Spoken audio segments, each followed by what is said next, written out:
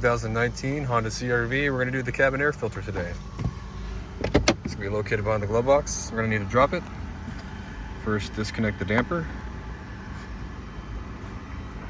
We're going to go ahead and push on it like that, and we can disconnect it. You have these glove box stoppers here. We're going to push inward and pull the glove box down towards us. Get around these stoppers on both sides. And then we're going to take this door off here. Pushing the clips on the sides, and the door will come off. Ooh, look at this thing. This thing is super dirty. I don't think it's ever been changed. This car has around 60,000 miles, and this looks like an original cabin air filter. All right. So you want to make sure you don't have any debris down there. Get your aftermarket filter.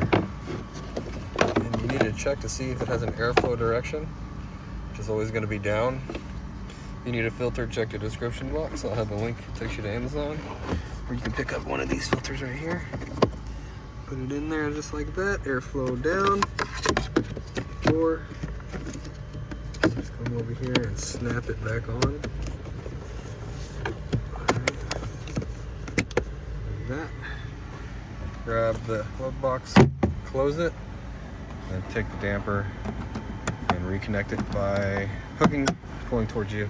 We're all done. Well, I hope the video was helpful. If it was, appreciate it if you could hit the like button. Leave me a comment if you could. And please subscribe if you want to see more Honda content.